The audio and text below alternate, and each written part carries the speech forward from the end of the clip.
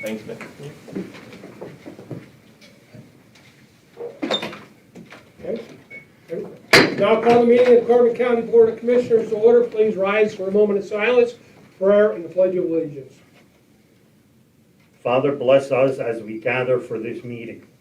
Guide our minds and hearts so we will work for our county. Teach us to be generous in our outlook, courageous in face of difficulty, and wise in our decisions. Amen. Amen. I pledge allegiance to the flag of the United States of America and to the republic for which it stands, one nation, under God, indivisible, with liberty and justice for all.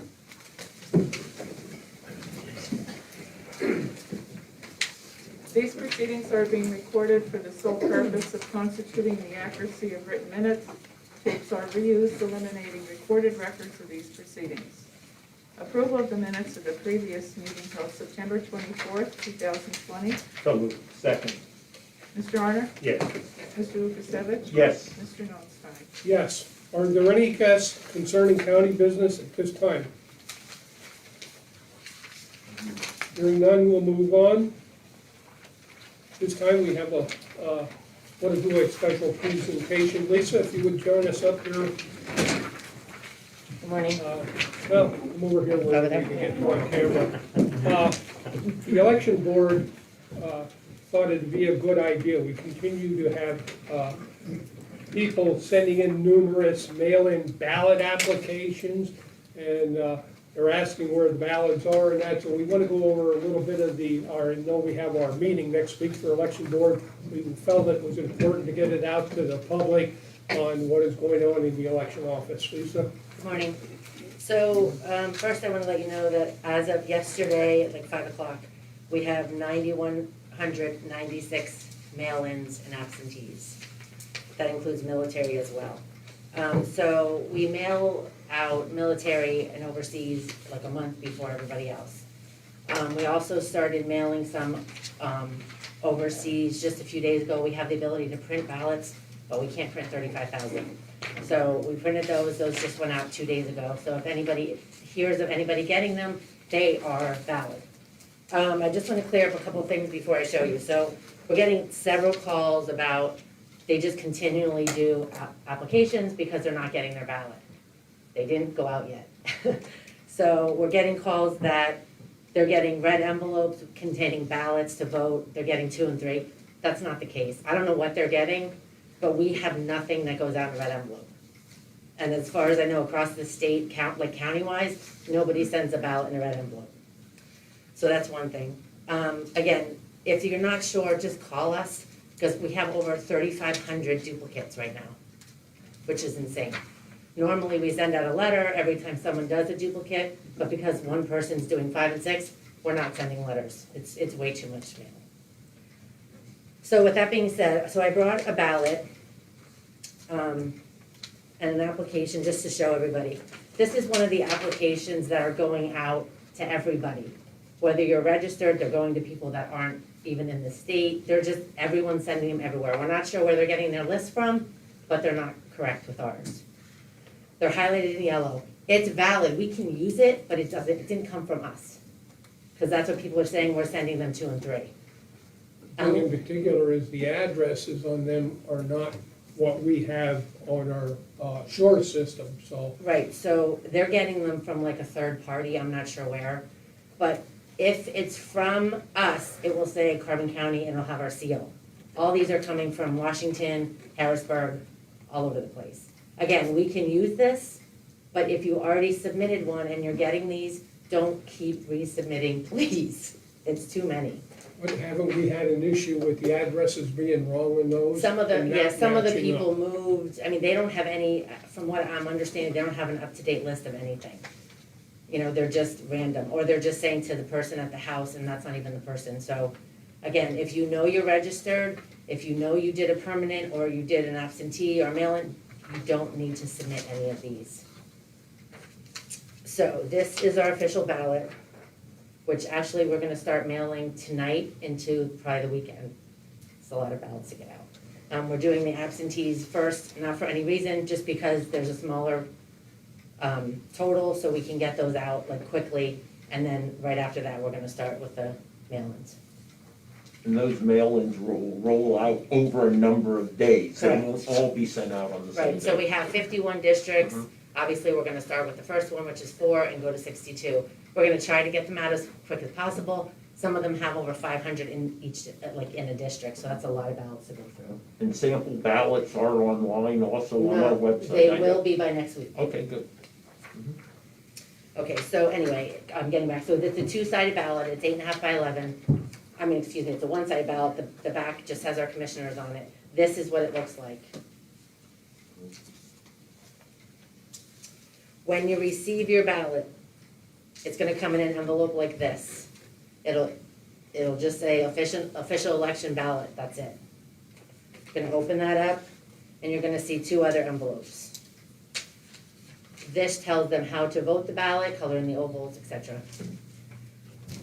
After you color in the ovals, it has to go into this. Some of them may say official absentee ballot as well, depending on which one you got. Once that goes in here and it's sealed, it goes in this, which is returned. Your name is here with your specific barcode. There's no way you can do more than one. If for some chance, like people say, oh, well, I'm gonna keep sending them in, you can't. Once we scan this barcode, it's received, we can't receive anymore. It'll say it's already been counted on, as far as voting. Not the ballot, just the barcode. Once you put it in here and seal it, the back has to be completed. It's just your name, address, information, the date you signed it, and your signature. If your signature isn't on it, it's not gonna be opened. In the past, we've contacted people because we're a smaller county, with this amount, we can't do that. So if it comes in with no signature, we can't count it. People ask if they could call us to see if we received them. I mean, yeah, I would give it a few weeks at least, once you get it, because the mail is gonna be hit really hard. And I'm in touch with the post office as well, so they know what we're doing. They know how everything, is gonna be processed on their end. And we're gonna continually take ballots up there. As soon as we get a case, we're gonna take them up to be mailed. Does anybody have any questions? I know it's just basic, but Lisa, if a voter was not to put their ballot inside the secret envelope, what would occur to that ballot? it won't count. Right. We were So told if from the it's department. not in that internal, will you emphasize that, please? Yeah. So if your ballot is not in this, so what happens, the process is, we open the outside envelope, and then once we do that, we put all the envelopes to the side, so there's no names matched with ballots. We're gonna run the second one through the letter opener. If it's not in this, it's gonna remain in there, and it's gonna put in a box that's not to be counted. It's gonna be put to the side. And that is a Supreme Court Correct. decision, not a county, Supreme Yeah, Court. absolutely.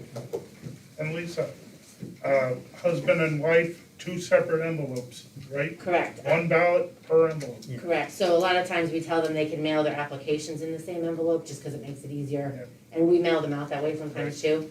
Every person gets their own ballot, and again, everyone gets their own barcode. Because of the barcode. Correct. And like I said, it doesn't matter if, like people say, I would try to submit 2, you only hit 1 barcode, it's not gonna let you have somebody else's barcode. The other thing we just found out about, well, not just, but we got a form from the Department of State. If you surrender your ballot at the polling place, you have to sign a declaration. The judge has to sign it, you have to sign it. You have to give everything that I just showed you in this envelope to the judge in order to vote on election day at a polling place with the scanner. So basically, you're doing the same exact thing, it's just that you're doing it at the polling place. But if it shows that this was already mailed by us, you have to do a provisional, if you don't have all this. A lot of people are kind of on the fence, they don't know what they wanna do. I tell them, we'll send you the cancellation form so you don't get a ballot, but I need to know. Because once they go out, it's too hard to try to track them where they are and to get them back when they wanna cancel. So you haven't received any cancellation yet, or have you? Yeah, What no, you we sent out? probably have about like 40. Yeah, it's just easier, so if you're not sure if you want to go to the poll before you get your ballot, we'd like to know as soon as possible. Because once it goes out, it's just more It's time consuming, and like I said, if you go to the polling place, you're still gonna vote provisional if your ballot's already been mailed. Because we do have a lot of people that kind of want to go to the polling place, but they're just not sure yet. Yeah, and I think one of the things that I see, I think a lot of people with all these mailers going out, they think the polls are closed. The polls are still open, you can go to Exactly. vote. I think with the overabundance of them, Mhm. it's like people, and that's the most common question is asked me, oh, I gotta mail my voting. Right. No, the polls are still open Correct. like they were before. Right. We do have some changes, but I'll go over those at the election board meeting. Dropbox, maybe? So, yeah, the other thing is, the state also issued something that we could have drop boxes throughout the county. They kind of have to be manned. We don't have the manpower to do that. And I don't feel comfortable doing that. After speaking with the election board, they don't really either. So we have a secure mail slot, literally in our building, so it's right next to the door when you go up the ramp. Anything can go in there, we check it. I mean, we check it once a day now, we're gonna check it a lot more later. Ballots can go in there, make sure everything's signed. Applications, anything to do with election can go in that drop box. It drops into a secure Yes. metal box that is under lock and key. And that can be dropped off 24 hours a day. Yeah, so if a lot of people don't wanna mail their ballots back, they can just drop them in there. If it's yours and you wanna bring it to us, you can do that as well. One of the things we want to stress is if you are doing a mail-in, do not wait till the last minute. As soon as you get your ballot, we strongly recommend you submit it or mail it immediately. We don't want any glitches with the postal service. As long as that ballot is marked by 8 PM by the postal service, that vote will count even if it comes in several days later. And we are open on election night until, we're there all day, obviously, but the drop slot will be checked. We also call the post office at 8 PM, they stay open for us, just to see if anybody brings anything in. Normally they don't, but, we appreciate that they do that. But if you want to give your ballot in on election night, you cannot take it to your polling place. It has to come to our office. And the other thing, if you deliver husband and wife, the wife has to be with if it's during the day, if you're Correct. hand delivering it. It has to be delivered by the person whose ballot it is, which it's always been that way, but, we've had some people that, they can't walk, whatever, we'll go to their car, whatever they need, but we just have to make sure it's you.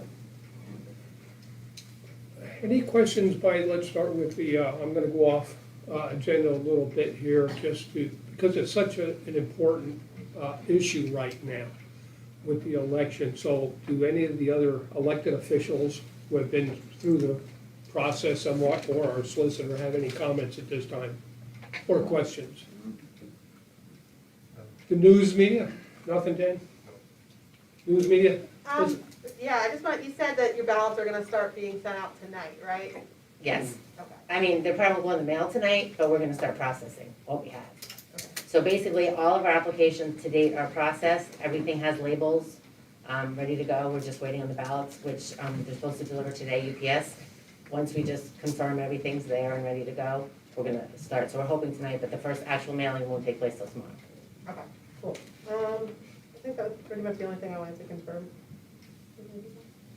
Okay, Kelly, one?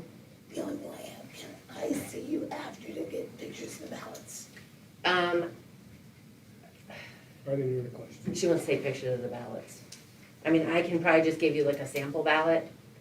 We can just use, because we don't have them yet, so I can just have a sample on it, just so we know. Supposed to be delivered I'm not today. gonna be here, I'm gonna be down there, so I can just leave a copy of this with sample on it and give it to you, is that good? Okay. And I just, one other thing, they're gonna be pretty busy the next couple days. So if you have a friend that you talk to, if you're in Lehigh and you have a friend in Nescahoning, and they don't get theirs the same day that, that they got yours, wait, it's gonna take a couple days. Part of the county will get maybe on Monday, some might get Thursday, and it'll go like that, the process. But it is on its way, and not everybody is gonna get it on the same day. This could take over a week or a longer period of time for everybody to get their ballots. We have people calling saying, oh, my friend in, New Jersey got hers, but that's nothing to do with us. And Or even my friend in Allentown, it's nothing to do with us. I don't know what other counties are doing, I don't have time to see when there's going out. they don't need an But additional I just- 1,000 phone calls. Exactly. Okay, any other questions by the elected officials or news media? I will go off a little bit on this, I'll stick my neck out. Anyone from the libraries, I know there's quite a few, public, have any questions now since Lisa is here, that someone else is not asking? Any other questions? Do you need forms or anything? Like, would you want registration forms or mail-in application forms? Sure. Okay, I That mean, would be could you great. stop down after the meeting, or I don't have anything here? Yes, that would be great. Would that be okay? Okay. And one other thing I just want to put out there, and again, this will all kind of be reiterated at my election board meeting. So, due to the fact that everyone wants a permanent for an annual ballot, the state came out with, well, the guidance now is we have to mail every single person that applied for a permanent. Right now, that is between 4,000 and 7,000. So we have to manually put an envelope with an application in it. I don't understand it, a lot of people are doing it online, we still have to mail them one. So unless something changes, we're gonna be doing a lot of mailing. And so that will be in January, that I will think go out? February 1st they January, have to go February, out. okay. Okay, Thanks, anything Lisa. else? Thank you, Lisa. At this time, I'm gonna call on the Carbon County Library Directors. We got Kara Edmonds from DeMick Memorial Library. Care to speak? Yes, come on up. At the side here, maybe we get you on camera. Mark, can you just swing it a little bit? Or the laptop, I don't know, so you can see it. Tony, Oh, you just turn it so we can see this. There you go. There you go. Perfect. There you go. Thank you. Mark, you were the temporary cameraman. Well, first, I'd like to thank you for the opportunity to come and take some time at the meeting. I know it's going to be a long one today. And if I could take a moment, I'd like to have the other librarians stand up and introduce themselves. And Marlene. I'm Marlene Mishago from Panther Valley Public Library in Lansford. I'm Christine D'Souza, I'm the Palmerton Area Library Director. I'm Melissa Hawk, I'm the Library Director at the Heighton Area Memorial Library. And I'm Kara Edmonds. I'm the Director of the DeMick Memorial Library. So we're here to represent the staff, the Board of Trustees, the patrons of the Carbon County Libraries, and we'd like to update you on what the libraries have been doing to benefit the community, especially during these really challenging times. For years, the Carbon County Public Libraries have been using the aid that we receive from local, county, and sometimes state governments to make a wider range of resources available to the residents of our communities. And this has happened to include digital and remotely accessed resources, as well as the physical books that you're very much more familiar with. So annually, the state-aided libraries of Carbon County, through the Library District of Allentown, purchase shared database subscriptions. So this provides residents access to things like ebooks and e-magazines, as well as databases and apps like the Morning Call Online, BrainFuse homework and testing help, and Rosetta Stone language learning, Ancestry.com, and much more. And these resources from some of the state aid are valued at more than $100,000 per year. Because of these remote resources and the dedication and ingenuity of our staff, we were able to continue to serve the county throughout the COVID-19 closures. And while our buildings were closed, we used virtual programming, online reference and referral, extended Wi-Fi, and the remotely accessed resources to help meet people's needs during that time. Now, as things are opening up, we're following guidelines from the Office of Commonwealth Libraries to make sure that the public can once again use our facilities as safely as possible. And as government, workplaces, and businesses gear up, so does the need for computer access and assistance, as well as services like faxing and copying. Now, because some people lack internet access and computers, many people rely on us to help them find and print pay stubs, car registrations, and other essential documents. Our libraries have always assisted job seekers to fill out online applications and prepare resumes. And as the economy recovers, we are ready to meet even greater demand for our help. Families, too, are relying on us now more than ever. With remote learning increasing and some school libraries closed, parents and students need even greater access to our virtual resources and the in-person services that we provide. With limited budgets, residents of all ages are taking advantage of the free access to entertainment, education, and recreation that we offer. The Lehigh Carbon Library Cooperative, the LCLC, which formed in 2019, gives residents access to over 500,000 items delivered to their home library within a day or so. In addition to being able to borrow from 12 different libraries, residents can pick up and return materials at any location. In the first year, 25,000 items were shared between the libraries, and even with the 12 weeks of pandemic closures, we're on pace to exceed that number in 2020. So we've been expanding our materials and services to meet growing needs while facing increasing expenses and static or uncertain funding. Purchasing extra cleaning supplies and other safeguards has added to our budgets, while canceled fundraisers and loss of fines and fees have decreased income. We're grateful for the time that you've given us today and for the county's continued support. In light of the situation that we've laid out before you, we respectfully request an increase to the county's annual contribution to library service. Any questions? Marlene, Christine, Melissa, would you guys like to add a comment specific to your own libraries? Yes, mine is specific to my library, but it also, I'm sure, happens at all the other libraries. Last year, I started to get to know a patron who came in because he needed help on the computer to fill out an application. If you apply for a job at McDonald's, Walmart, anywhere, you have to fill out an application online. A lot of us who went to school in the 80s or before, or even after, aren't that familiar or comfortable with computers and don't have some of us don't have computers at home. So he came in, he needed help filling out the application. So we helped him and he got a job. And then his hours were cut, so he also had to apply for unemployment. Also online, unless you want to stay on the phone for hours and hours. And if you have to get to your job, that's hard. So we did that. We had our little library date every 2 weeks, and he came in and we sat down and we did that with him. And then right before the pandemic, he got a job, a full-time job, where he didn't have to file for unemployment, and it was an essential job. So he was employed all the way through the shutdowns. Then just a couple weeks ago, I got a call on the answering machine, and it was my friend, and he said, "Can I come down? I need help with an application." And I thought, oh no, I hope we don't have to go through all of the application processes again. And I called him up and he said, it's actually for a second job. So he had the job, he wants to get even farther ahead, get a car so he can get, some more hours and get around. So he needed help with an application with his second job. So I think that illustrates really well one of the really important things that we do for all of the community. All of us are affected at some time in our life by hard times or unemployment or whatever, or not being able to use a computer. But you always have somewhere to come. Even when we were closed, you could email us. So you always have somewhere to come for somebody to help you get through the rough patches. And that didn't just help this gentleman, it helped out all of us, because when other people are thriving, our whole community thrives.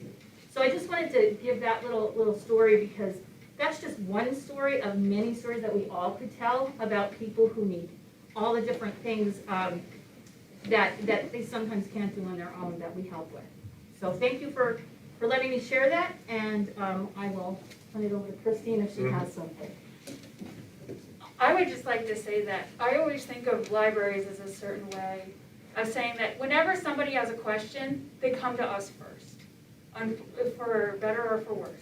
Somebody has a fight with their landlord, they come to us to see if they can get legal paperwork or see who they should contact. Somebody becomes unemployed, they come to us to see where they start to fill out their unemployment. A kid comes out of school and they find out their mom had an emergency, sometimes she tells them to come to the library. If anybody has a question, where they come first, most of the time, is to us. And we would love to facilitate our community in that aspect even more. And with extra money, that would be possible for us. Thank you. I'm from Panther Valley Public Library, and we were totally different than the 3 libraries right here. We were totally run by volunteers. Right now, we're operating on 2 days during the week and 1 day at nighttime. Basically, we've lost a lot of our funding, basically through donations. Because of the pandemic, we haven't been able to have our fundraisers. So the amount of money that we have right now is very limited compared to what we usually get. Basically, we help the same way as what the other libraries are saying, but they're in a much bigger aspect than what we are. But as a small community library, I think we're a huge asset to the Panther Valley area because a lot of people don't have computers at home, don't have the internet, and they need help, as these ladies have stated, with similar aspects of what we do. So it's difficult for us as a volunteer because we don't have the funding like everybody else does, but we do the best we can. And we appreciate your help. Melissa, did for a while, the Panther Valley High School Library was closed, was it not? Yes, it is closed, Right. and they used to give us funding, the Right. school district, but we do not get any more. I think it's been maybe the last 3 or 4 years, we have not received funding from the Panther Valley High School. So basically, our funding is through, our drive started right before the pandemic, and then that fell through.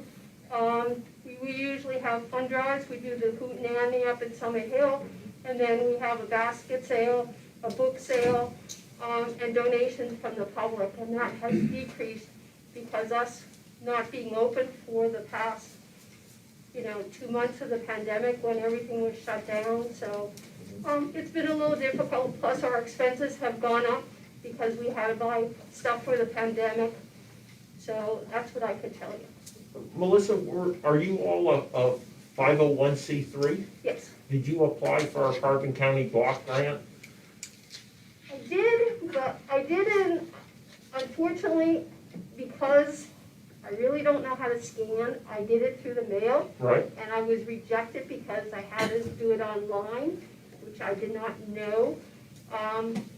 So I did not get it. All right, well, we will be talking a little bit later about our second round. Mm-hmm. So if you want to reach back out to us later in the week or next week, and we'll talk to you in a little bit more detail so that you can resubmit that if indeed, the information you provided was correct, okay? All right, thank you very much. Yeah, and in regards to funding, I just saw the bi-monthly issue that the commissioners received of rural perspectives. And they've just done a recap, some studies in regards to library. And you mentioned funding, and that was reported as the most significant issue for our rural libraries. Matter of fact, on average, libraries spend 20% of their time trying to fundraise. And for an institution like the Panther Valley, serves the coal region, even more so, I think. I saw a couple other comments that they made.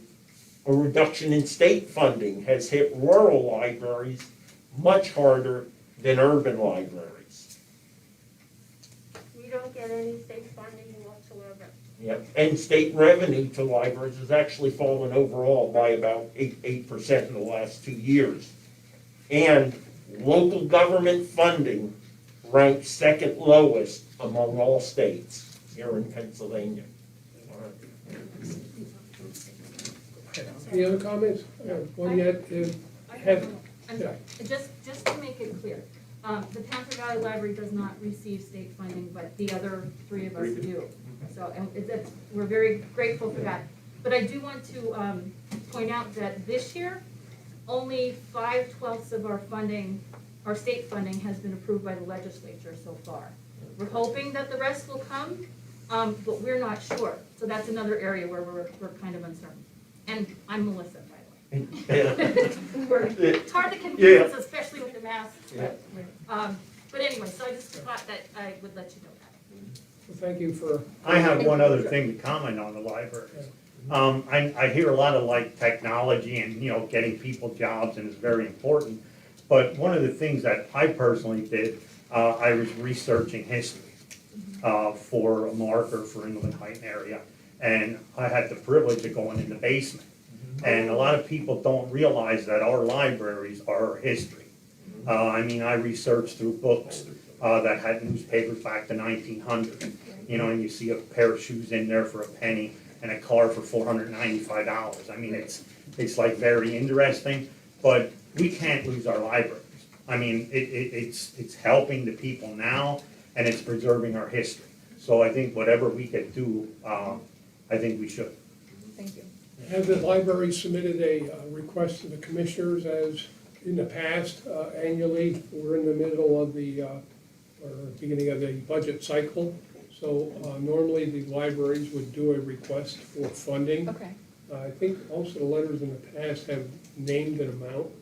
I'm not, so I would strongly recommend, so we have the proper documentation when we do our budget, that all the libraries submit a request to the commissioners. Okay. Soon. And one thing real quick, for those that might qualify on the grant rounding while you're here, I don't know if you're leaving right away because of bid opening and long meeting, but that'll be opening up the 16th and closing on October 30th. So start to prepare your applications if you're gonna do it now. I have a question. If you've already applied for the block grant, but were not approved that the first round, can you reapply or no?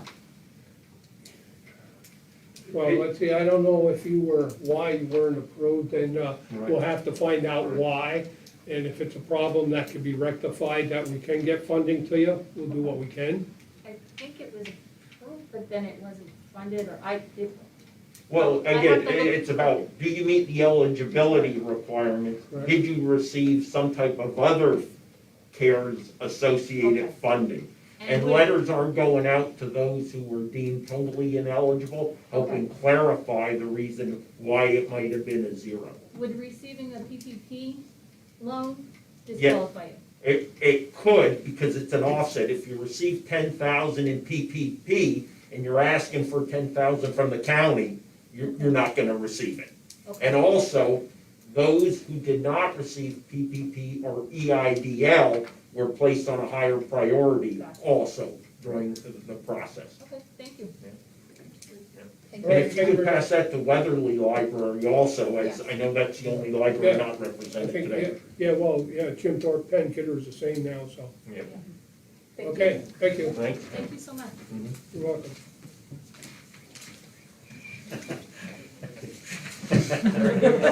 Okay, we're good. I didn't wanna have to be told to do my job. But listen, you need a cameraman this afternoon. I don't wanna take your job. Yeah, I think I got it for next week. Okay. Say how to the interviews and everything. Okay, our next item is the opening of bids, renovations to 44 and 76 Susquehanna Street. First contract is general construction. First bidder, Uri's Construction Incorporated of Reading, Pennsylvania. Let's see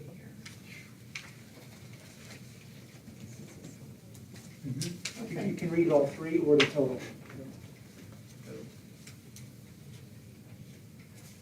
Would you like me to read all three or just the total? Total. Total, Yeah, yeah, just just a go total. with total. Okay, the total is $2,395.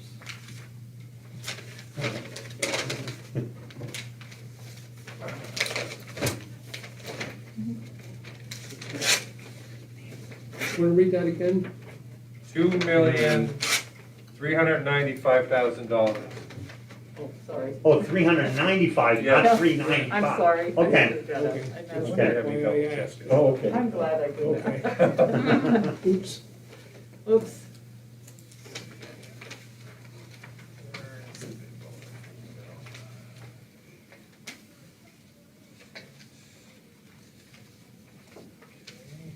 There is a bid bond, 10%.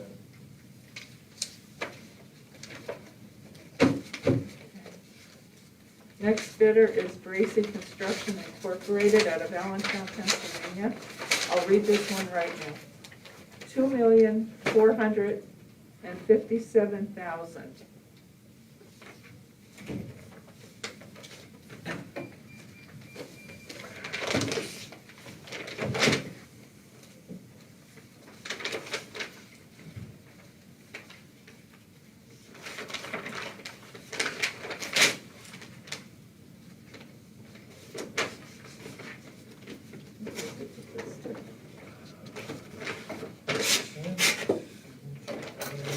10% bid bond.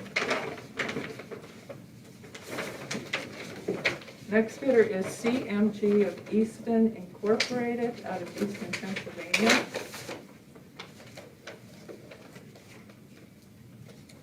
The total amount bid, $2,499,000.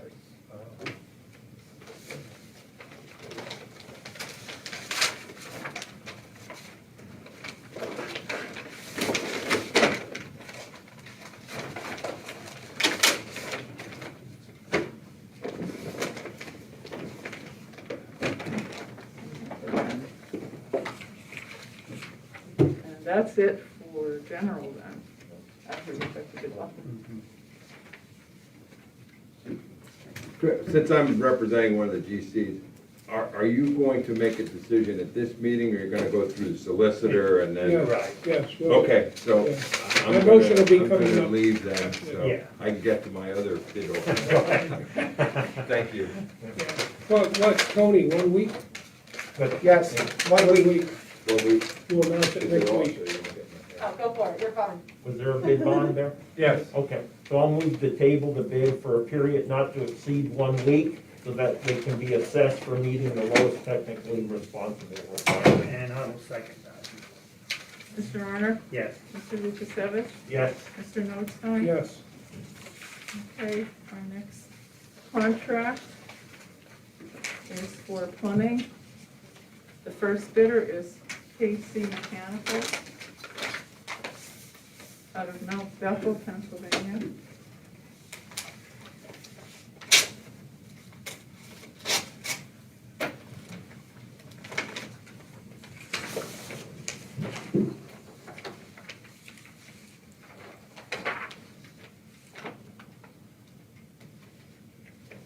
Total amount bid, $417,000.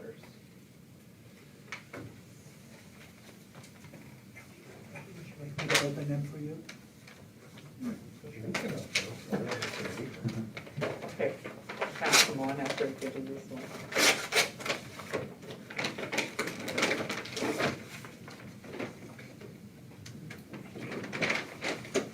There's a 10% bid bond.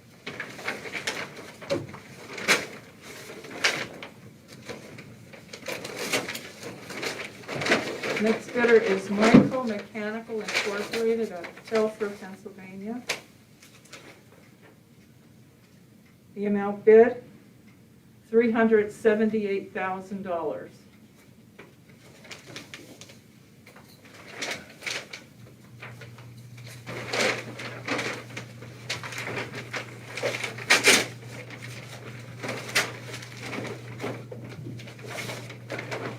There is a 10% bid bond.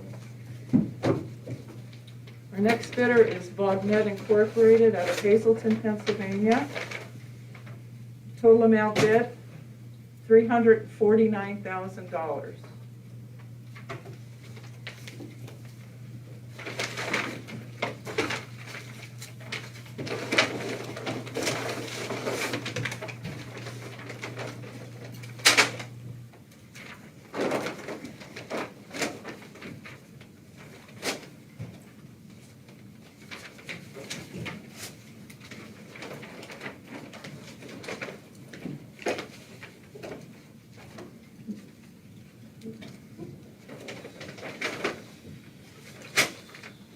Okay, there is a 10% bid bond. Okay. And our next bidder is JBM Mechanical Incorporated of Nazareth, Pennsylvania. The total amount bid, $333,000.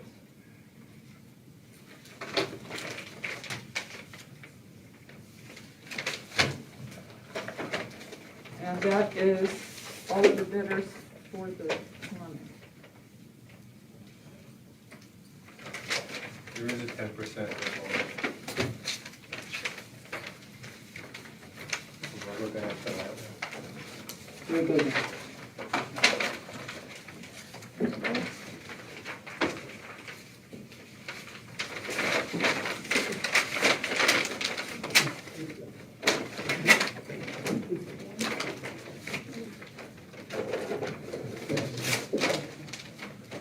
do I have a motion to, Yep, I'll move the table the bids for a period not to exceed 1 week so that they can be assessed for meeting the lowest technically responsible requirement. I'll second that. Mr. Honor? Yes. Mr. Lukasevich? Yes. Mr. Notstein? yes, Our next contract is mechanical construction. First bidder is Casey Mechanical Services out of Mount Bethel, Pennsylvania.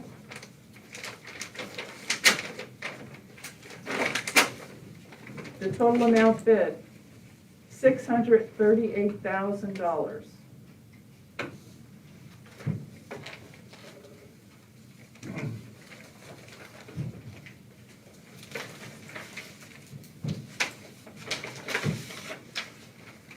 Okay, there is a 10% bid bonus. Next bidder is Myco Mechanical out of Telford, Pennsylvania. The total amount bid, $561,000.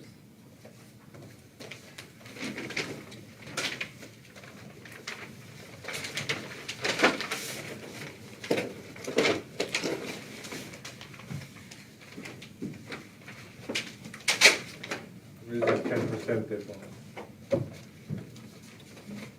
Next bidder, Broadnet Incorporated of Hazleton, Pennsylvania. Total amount bid, $628,000.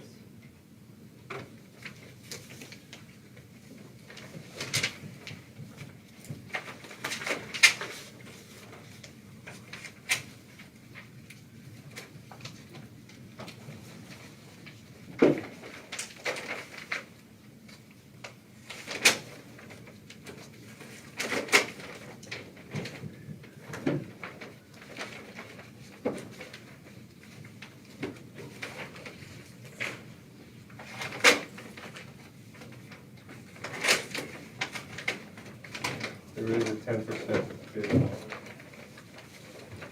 Okay, the next bidder is Shannon A. Smith Electrical and Mechanical, Myerstown, Pennsylvania. The total amount bid, $514,635.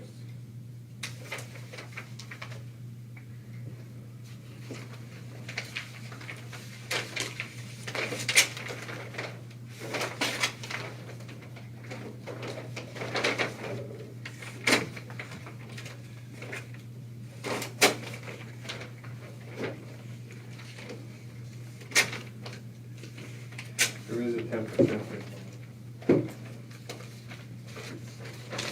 Next bidder is Leibold Incorporated out of Pottsville, Pennsylvania. Total amount bid, $499,500.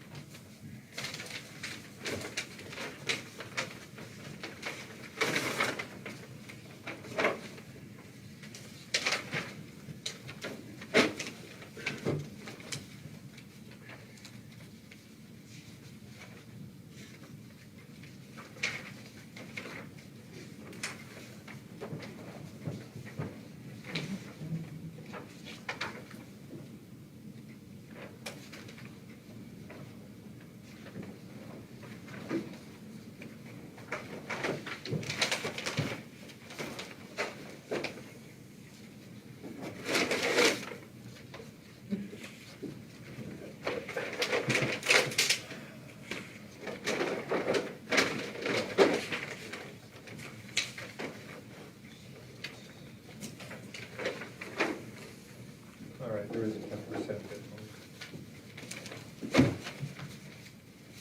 And our last bidder is JVM Mechanical Incorporated, Nazareth, Pennsylvania. Total amount bid, $594,000.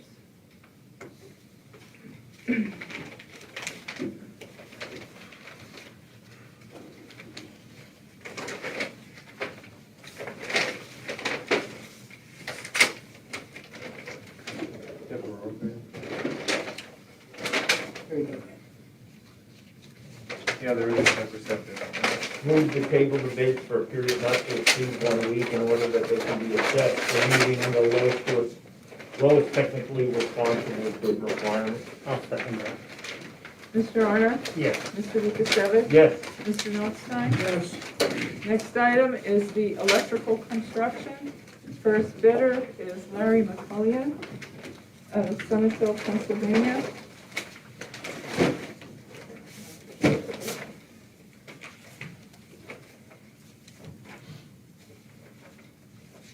The total amount bid, $773,740.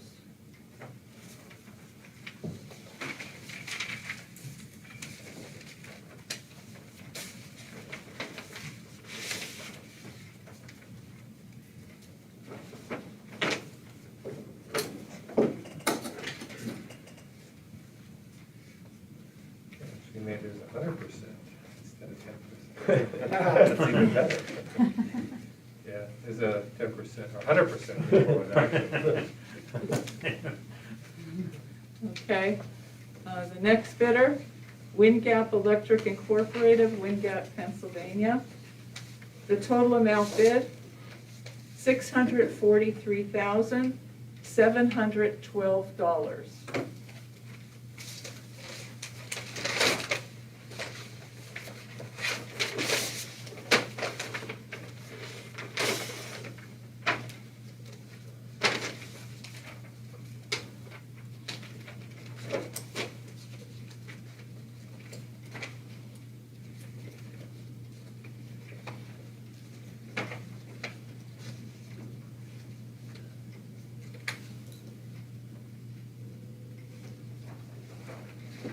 There is a 10% big one on this.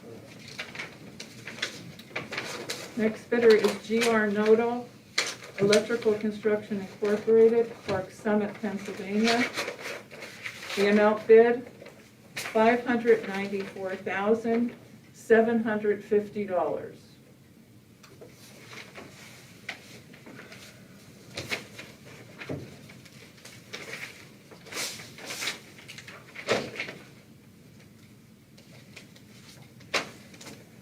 There is a 10% big one. Next, Orlando Diefendorfer Electrical Contract Incorporated, Allentown, Pennsylvania, $537,000.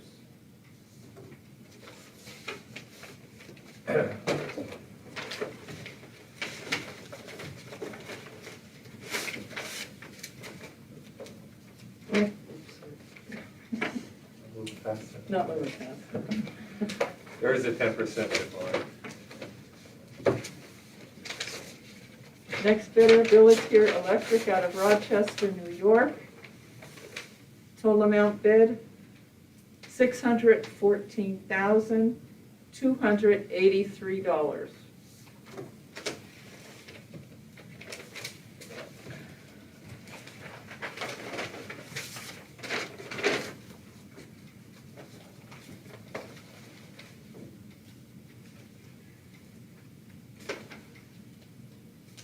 There is a 10% big one. And our last bidder for the electrical contract is North End Electric out of Scranton, Pennsylvania. The outbid, $526,790.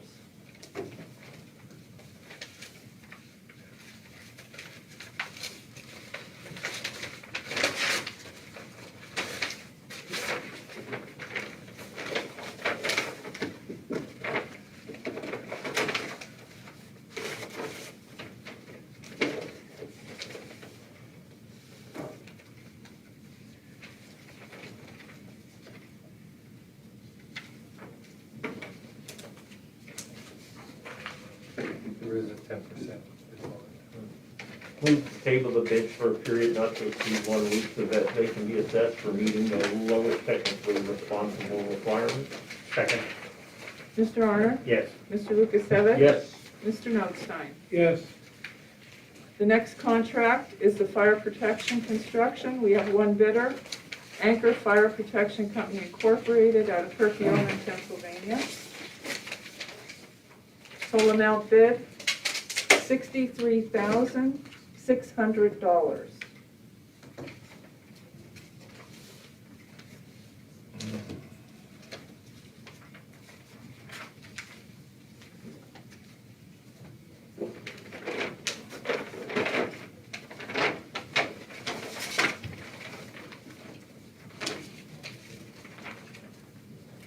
There is a 10% involved.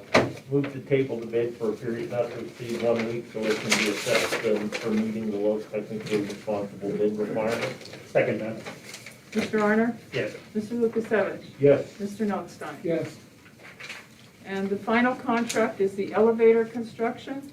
One bidder, CMG of Easton Incorporated, Easton, Pennsylvania. The total amount bid, $128,000.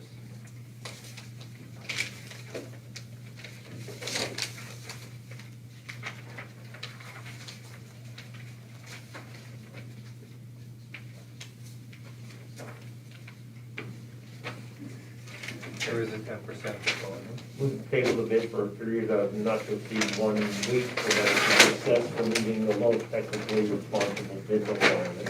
Second. Mr. Arner? Yes. Mr. Lukasevich? Yes. Mr. Notstein? Yes. If I could just congratulate Tony, looking at a quick average of numbers there, your estimate was right in the ballpark. You know, it's a great job. 4.5. Yeah, right around 4.5, yeah. Yeah, the lowest bids that I've just calculated are just under $4 million. Right. Yeah. Yeah. And with those bids, there's also a 10% allowance Allowance. within those. Right, yeah. Okay. Thank you, Jeff, Tony. Good job. The next item is the report of executive sessions held. There was one executive session held at September 29th at 11 a.m. for personnel. Department reports, the budget transfers. Move to approve. Second. Mr. Arner? Yes. Mr. Lukasevich? Yes. Mr. Notstein? Yes. There are no supplemental appropriations. Expenditures, approval of payroll check numbers 72797 through 72838 and direct deposit check numbers 6023504 through 6023928 for the payroll paid through the payroll fund checking account for all county funds totaling $599,728.20. This is the payroll dated September 25th, 2020. Move to ratify. Second. Mr. Arner? Yes. Mr. Lukasevich? Yes. Mr. Notestein? Yes. Approval of check numbers 215829 through 215912 for expenditures to the general fund clearing account. Thank you. Totaling $201,686.67. Move to approve. Second. Mr. Arner? Yes. Mr. Lukasevich? Yes. Mr. Notestein? Yes. The treasurer's report.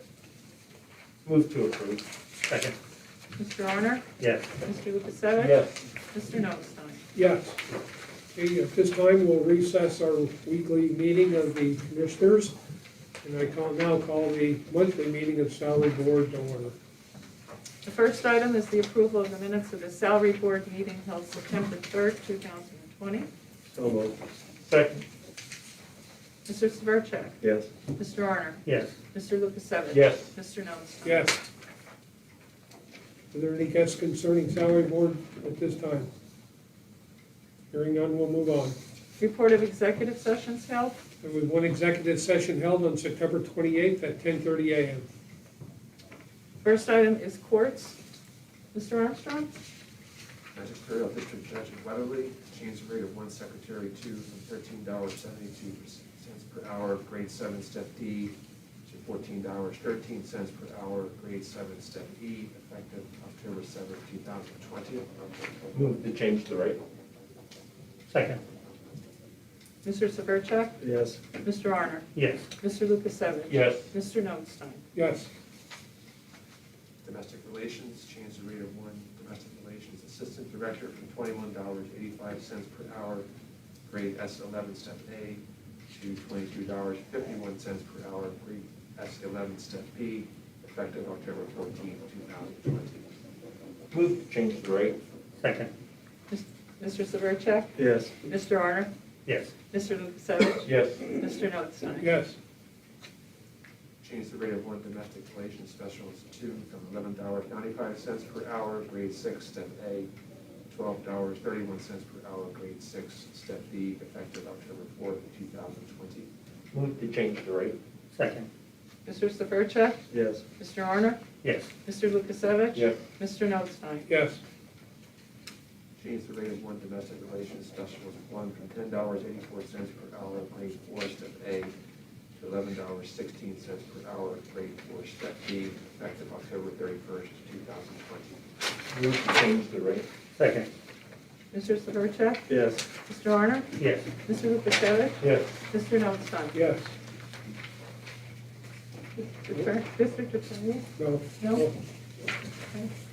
Change the rate of one part-time victim witness coordinator from $17.01 per hour, grade 9, step H, to $13.84 per hour, grade 9, step A, effective October 3rd, 2020. Move to change the rate. Second. Mr. Severcek? Yes. Mr. Arner? Yes. Mr. Lukasevich? Yes. Mr. Notstein? Yes. Prothonotary, Mrs. Semmel? Good morning. Establish the position of one temporary part-time clerical assistant at $10.84 per hour, grade 4, step A, not to exceed 26 weeks effective October 1st, 2020. Notated to exclude from retirement plan, not anticipated to work 1,000 hours. I will second that on discussion. This is we had discussed this before, that it was gonna be like for a year, and then we came to the conclusion that we were gonna possibly do the 26 weeks. And I think before I'd said about that, like, if you would have a person working 16 hours a week, they would only come to 416 hours within that time. So I think that's something that you just gotta watch.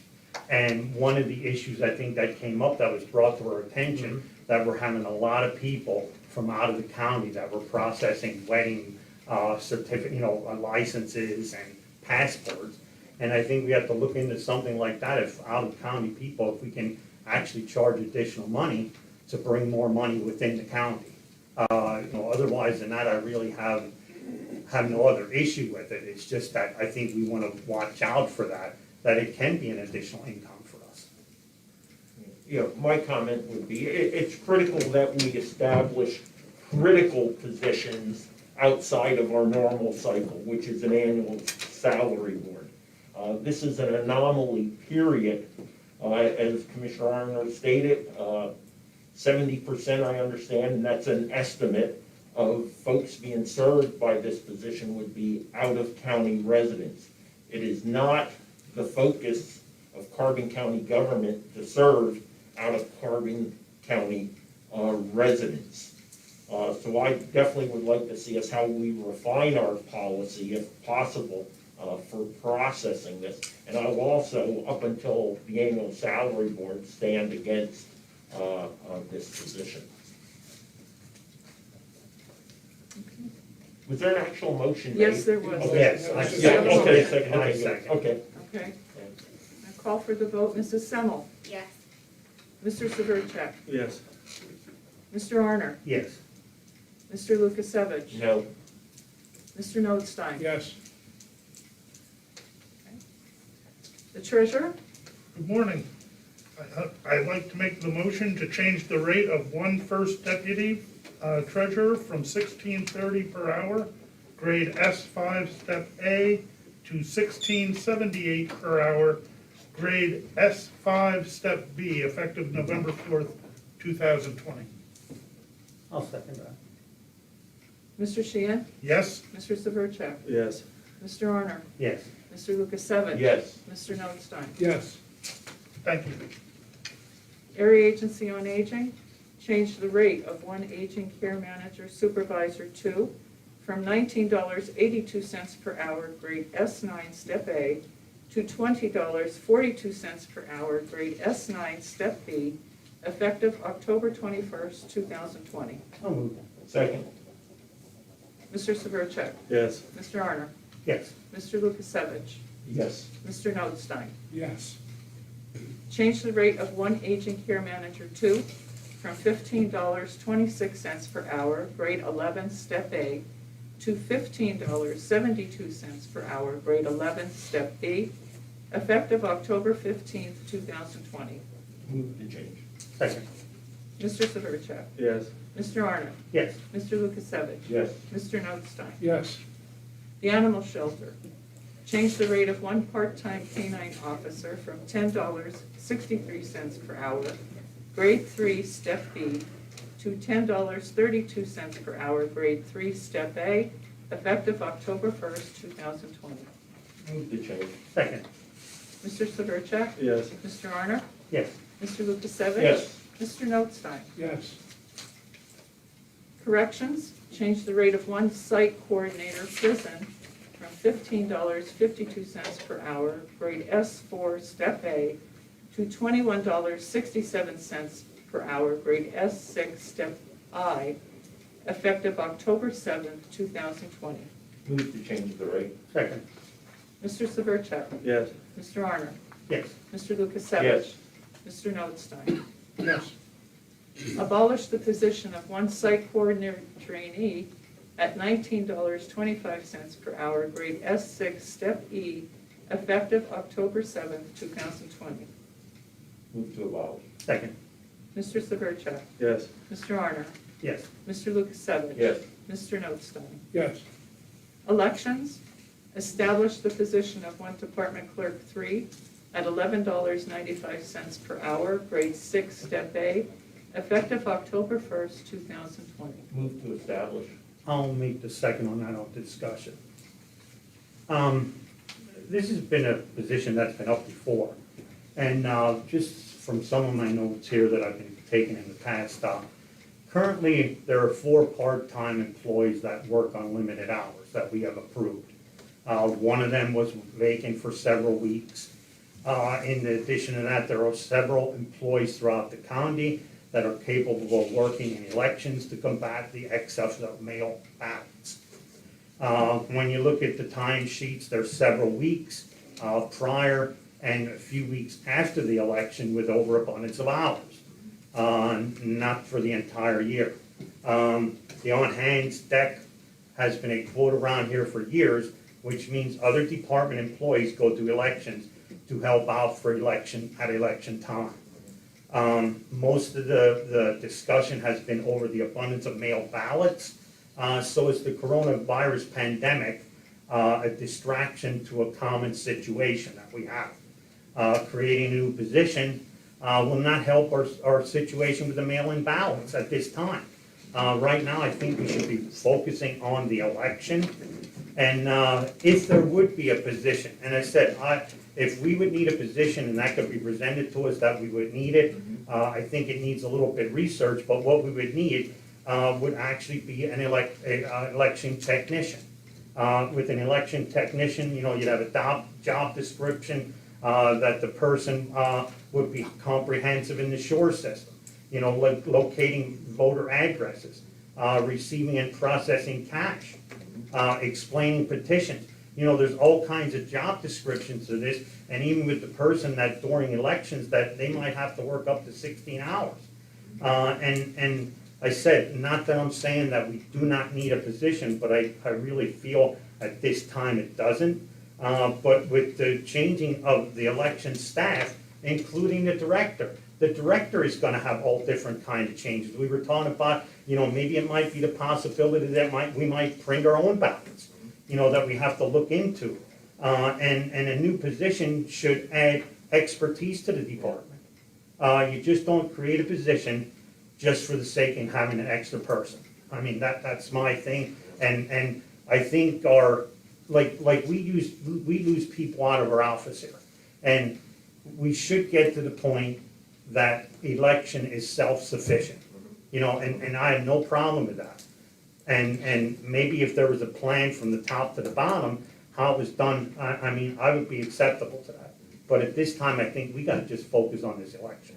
And Commissioner Arner, I would agree that this position at this time won't make a difference for November 3rd.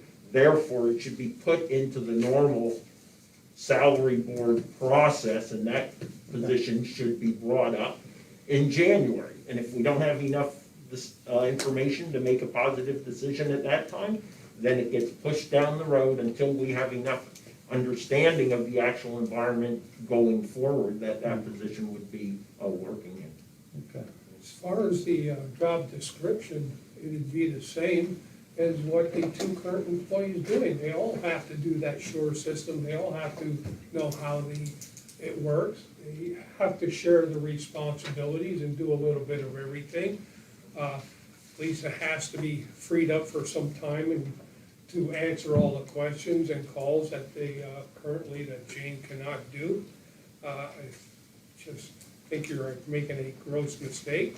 This is not gonna change, as you heard Lisa say this morning, that, you know, the amount of letters that are gonna have to go out, the process that they have. I don't know if you were down there to visit in the evening hours when all these people are working. And I just, you know, totally disagree, but we'll call for the vote, unless there's further comment. Mr. Severcek? Yes. Mr. Honor? No. Mr. Lukasevich? No. Mr. Notstein? Yes. Okay, the next motion, the next item on the agenda was to abolish the position of one part-time election clerk at $10.32 per hour, grade 3, step A, effective October 1st, 2020. It's my understanding this motion was to coincide with the other. So we just let it die. Right. Okay, the next item is WIOA. Change the rate of one WIOA fiscal manager career link fiscal agent from $23.42 per hour, grade S10, step E, to $24.12 per hour, grade S10, step F, effective November 1st, 2020. Move to change the rate. And I will second that, just with a little bit of a question on that. This involves all the 4 counties, correct? I mean, is this under the 4 counties? Do we No. have to? No. It doesn't, it's just us as the administrators, As the we can make that administrator, it's a decision. county Okay, position. okay, that's fine. I didn't know if we had to get approval from the No. other counties. Okay, Okay, Mr. Severcek? Yes. Mr. Arner? yes. Mr. Lukasevich? Yes. Mr. Notstein? Yes. Any further business for the salary board? Hearing none, meeting adjourned. We'll reconvene our weekly meeting of the commissioners. Okay, the next item is the personnel report. Move to approve. Second, Mr. Arner? yes. Mr. Lukasevich? Yes. Mr. Notstein? Yes. Correspondence was received as listed. Copies will be made available to the press upon request. Advertising. For approval, authorize the advertisement of the invitation to bid for Community Development Block Grant Project, Lehighton Borough Sidewalks, fiscal year 2016, 17, and 18, replacing the ADA handicap ramps at the corners of 2nd, 3rd, and 6th Street on Iron Street. Move to approve. So, second, Mr. Arner? yes. Mr. Lukasevich? Yes. Mr. Notstein? Yes. Authorize the advertisement of the second public hearing notice regarding the fiscal year 2020 Community Development Block Grant Funds and application for entitlement and non-entitlement communities. Move to approve. I'll second, Mr. Arner? yes. Mr. Lukasevich? Yes. Mr. Notstein? Yes. Authorize the revised advertisement of all legal notices relative to the 2020 general election. Move to advertise. Second, Mr. Arner? yes. Mr. Lukasevich? Yes. Mr. Notstein? Yes. Children and Youth, for approval and execution, an addendum to extend the rates of the contract for 2019-2020 purchase of service agreement for 180 days from the fiscal year ending July 30th, 2020, or until finalization of the fiscal year 2020-2021 contract with United Children's Homes Incorporated of West Hazelton, Pennsylvania. So moved, Second. Mr. Arner? yes. Mr. Lukasevich? Yes. Mr. Notstein? Yes. Courts for approval and execution. A revised general policies, payment policies, and rate sheet to the agreement with Words for the Eyes, LLC of Allentown, Pennsylvania, for interpretation services for the deaf. The service is on an as-needed basis. Increased rates range from $58 to $128 per hour plus travel. The revisions are effective August 1, 2020. Move to approve and execute. Second. Mr. Arner? Yes. Mr. Lukasevich? Yes. Mr. Notstein? Yes. The COVID-19 County Relief Block Grant for ratification. The electronic execution of the First Amendment to the agreement with the Pennsylvania Department of Community and Economic Development for the COVID-19 County Relief Block Grant contract in the amount of $5,796,203. The amendment outlines programmatic changes and modifications outlined in Appendix C, special conditions and assurances. Move to ratify. Second. Mr. Arner? Yes. Mr. Lukasevich? Yes. Mr. Notstein? Yes. District Court offices for ratification. Utilization of constables for coverage in all 4 district court offices to October 31, 2020, at the rate of $13 per hour per the constable fee bill and request of the court. So moved. Second. Mr. Arner? Yes. Mr. Lukasevich? Yes. Mr. Notstein? Yes. Johnson Controls for approval and execution. A service solution agreement effective October 1, 2020 through September 30th, 2025 with Johnson Controls Fire Protection LP of Allentown, Pennsylvania for intrusion monitoring DSC intrusion system, burglar alarm monitoring basic services up to 100 devices for the Carbon County District Court Office 56-3-04, Weatherly, Pennsylvania. The cost is $384 per year. Move to approve and execute. Second. Mr. Arner? Yes. Mr. Lukasevich? Yes. Mr. Notstein? Yes. Emergency management for approval. The state fiscal year 2020-2021 hazardous materials response fund budget for the grant performance period of July 1, 2020 through June 30th, 2021 in the amount of $8,492. So moved. Second. Mr. Arner? Yes. Mr. Lukasevich? Yes. Mr. Notstein? Yes. Information technology for approval and execution. Establish a new service agreement with Penteledata for internet access via cable modem for relocated offices from 76 Susquehanna Street at the temporary location of 410 Center Avenue with a one-time setup fee of $88 and a monthly fee of $115.64. So moved. Second. Mr. Arner? Yes. Mr. Lukasevich? Yes. Mr. Notstein? Yes. Contract and service agreement with Penteledata provide fiber dedicated data transmission line from temporary office space at 410 Center Avenue to the IT area in the county administration building. Fees are as follows: a non-recurring fee of $500 and a monthly fee of $1,038. Move to approve and execute. Second. Mr. Arner? Yes. Mr. Lukasevich? Yes. Mr. Notstein? Yes. The parking lot trail project for ratification. Electronic approval to award the contract with J.D. Ekman Incorporated of Anklen, Pennsylvania for construction of the trail through the county parking lot as recommended by the Pennsylvania Department of Transportation. The agreement is in the amount of $321,718.50. Said costs are covered under the Transportation Alternative Set-Aside Grant. Move to ratify. Second, with just a little bit of a comment on this. This bid is being accepted now, but the work will probably, due to the weather and with all, we're probably gonna have a lot of people in the area within the next couple months. It's probably gonna be put off till like the 3rd or the 4th week of March, depending on how the weather is. And the project will probably only last approximately 3 weeks. So it shouldn't interrupt anything for next year. And it is one of those things, and I mean, the 3 of us commissioners looked at it, and it's to help the trail, and the main focus is the safety of the people in the parking lot. And that's all I have to say. Mr. Arner? Yes. Mr. Lukasevich? Yes. Mr. Knowles? Yes. A service agreement for approval and execution, the annual renewal of the elevator service agreement with Schindler Elevator Corporation for the courthouse, annex, and 76 Susquehanna Street at a total cost of $10,089.24. This represents an increase of $651.24. The agreement will continue and renew for similar periods until October 15, 2023, unless terminated by either party written notice of at least 90 days prior and not more than 120 days before the termination date. Yep, move to approve. Second. Mr. Honor? Yes. Mr. Lukasevich? Yes. Mr. Notstein? Yes. The solicitor's report?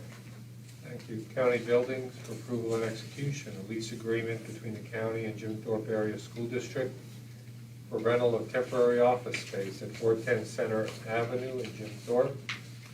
The agreement will commence October 1, 2020, expire June 30, 2021 at the cost of a total rental of $31,658.20 for the 9-month term. Move to approve and execute. Second. Mr. Honor? Yes. Mr. Lukasevich? Yes. Mr. Notstein? Yes. Domestic Relations, 4D, for approval and execution, a contract between the County of Carbon, Eileen Deal, Esquire of Center Valley, Pennsylvania, and the Carbon County Court of Common Pleas Domestic Relations Office for provision of legal services hearing officer as required under the 4D Cooperative Agreement. The term of the contract shall be October 1, 2020 to September 30, 2025 at the rate of $125 per hour. Move to approve and execute. Second. Mr. Honor? Yes. Mr. Lukasevich? Yes. Mr. Notstein? Yes. For approval and execution, an agreement between the county, the Court of Common Pleas Domestic Relations Office, and Eileen Deal Esquire for provision of professional legal services as domestic relations hearing officer and custody divorce master. Compensation shall be $60,000 annual in 12 monthly installments of $5,000. The term of the agreement is October 1, 2020 to September 30, 2025. So moved. Second. Discussion. For the court administrator, can we expect, understanding that this is a contracted position and not a county employee, but given where you're at in the court's budget, can the Board of Commissioners expect additional salary increases for individuals who work for the courts? And can we expect the establishment of additional positions in your draft budget for next year?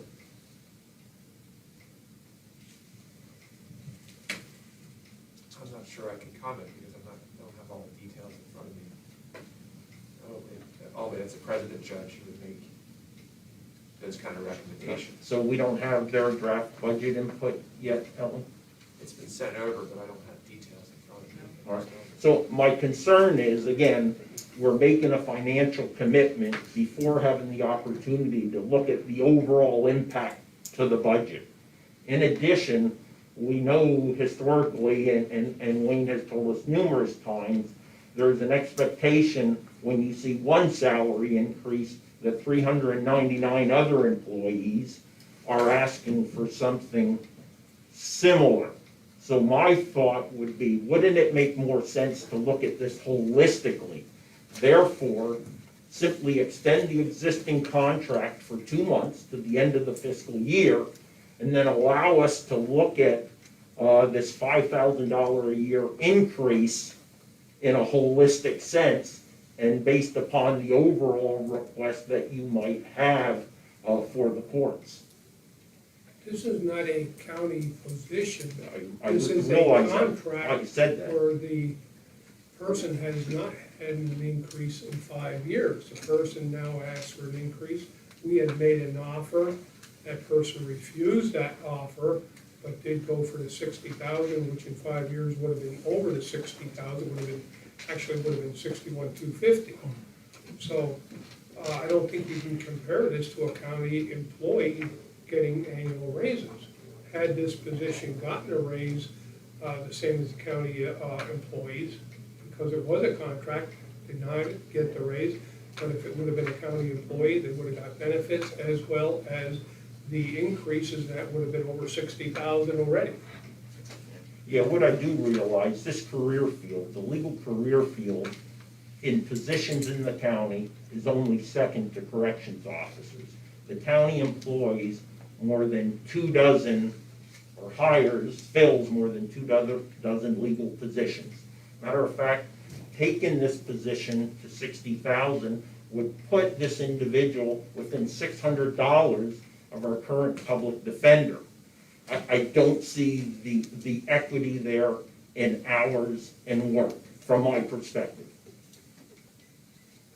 So again, my recommendation would be to not approve this position increase at this time until we can take a holistic examination of the budget request coming forth from the courts. In refusing or turning down this position at this point in time, would that affect the previous motion for that person to take the other position? With the $125 an hour. Right. Would that person, if they don't get this agreement, would that person then change their mind and not take that agreement? I'd even, how about this? What if, Greg, the possibility is to give this individual, extend the contract for 2 months with a modification of $5,000 a month through the remainder of the fiscal year, and not approve a 5-year contract at $60,000. It's just an extension of a contract with a modified increase. And then again, that gives us the opportunity to look holistically at the court's forthcoming requests for salary increases and additional positions and how that impacts. So what you'd be doing is, for the rest of this year, you'd be increasing the salary commensurate with this motion, but we would not be making a 5-year commitment until we can assess it with the overall budget request. Any further discussion? And is this, like, was this contract up now, or when it, I mean, October 3rd. now. Okay. Was October 31st or September? Actually, the previous contract expired yesterday. Right. Okay. He's going to renewal from the court. Yeah, it has the 30th, or what would be the 30th, correct? Yeah. Okay. You have a motion, probably second. Any further discussion? If not, call for the vote. Mr. Arner?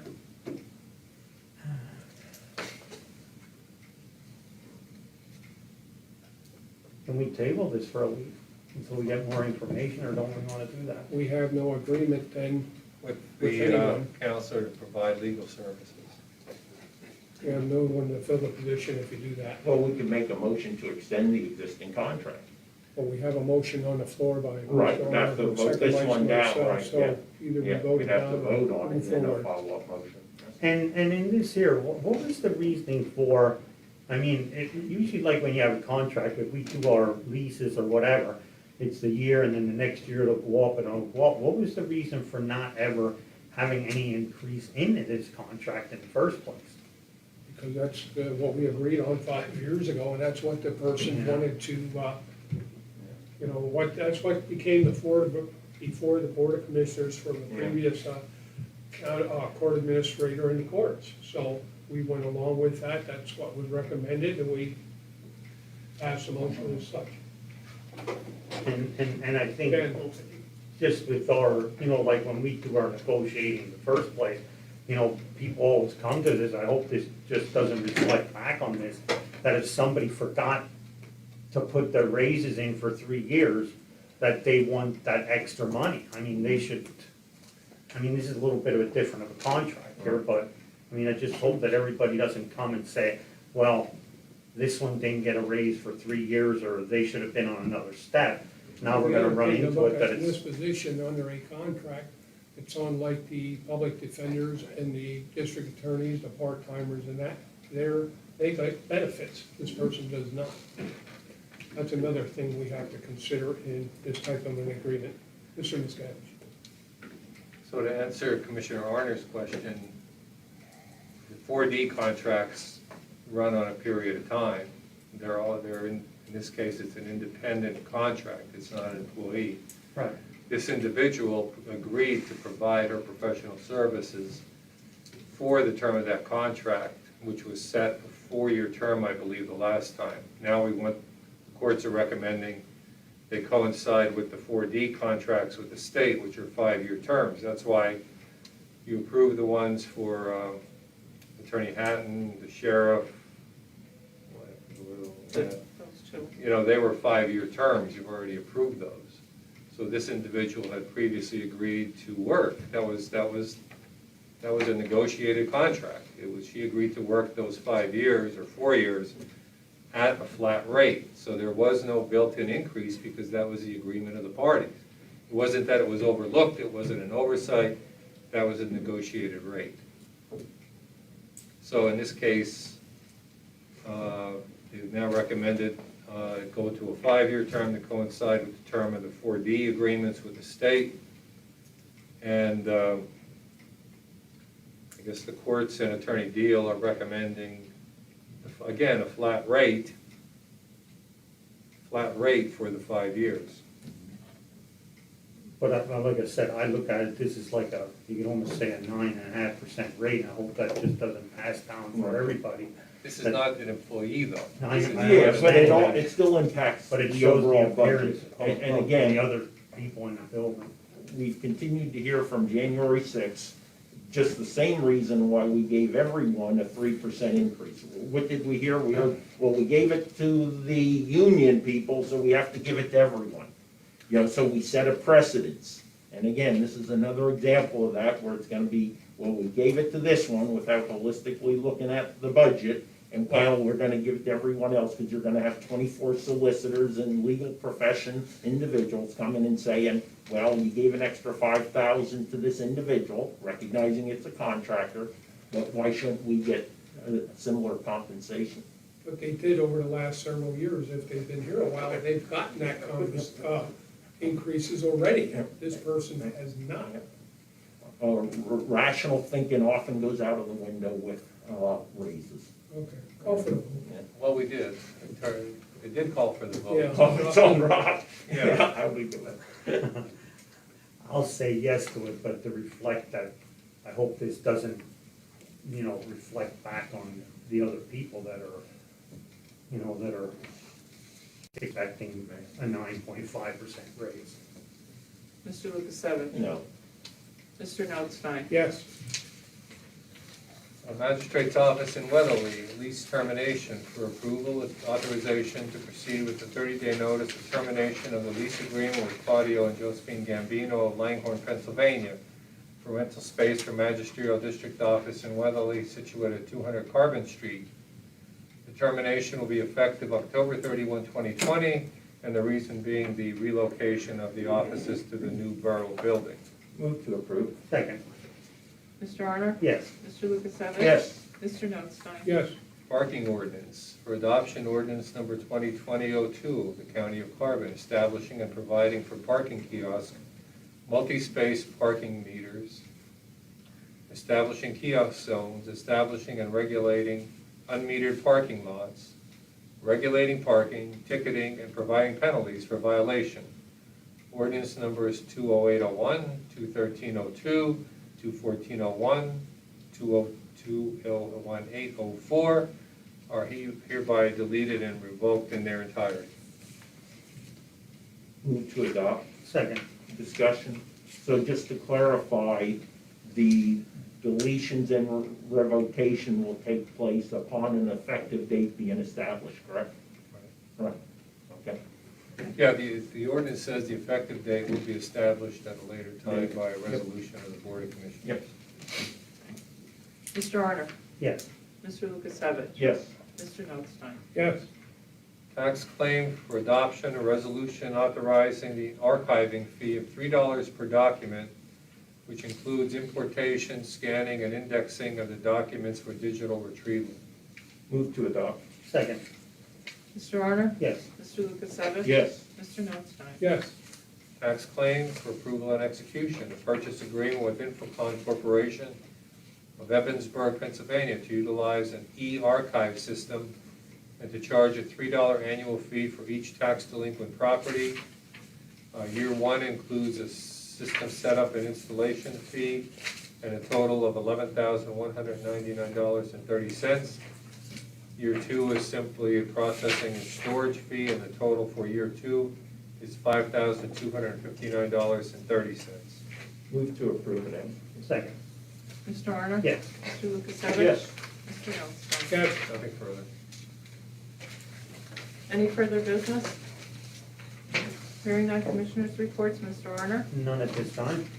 Mr. Lukasevich? Yeah, two things. First and foremost, the CARES rent relief program ended effective yesterday. The next week, we plan to make a report on the impact, the number of renters, the number of landlords who had participated in the program. There is a possibility that that program may be restarted for a short period of time. We're waiting for further information on that, but as of now, that program has just concluded. That is being run by the Archdiocese of Allentown on our behalf. And secondly, the Commissioner Chairman already mentioned that we will have a second round of COVID-19 relief Carbon County, a block grant, period to open for applications, as was stated, 16 to 30 October, and we'll be refining our eligibility guidelines based upon the disbursements that will be going out from the first round. And that'll be coming in the next 2 weeks. That's all I have. Mr. Notstein? I have nothing further. Meeting adjourned. Kelly? Yeah. Well, what? You good? Melissa? I think I'm good too. You're good. All right. Good enough. More than 15 minutes late for a phone call.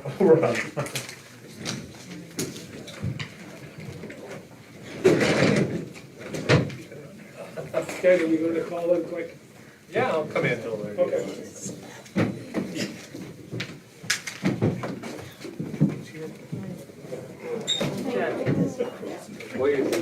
Excellent.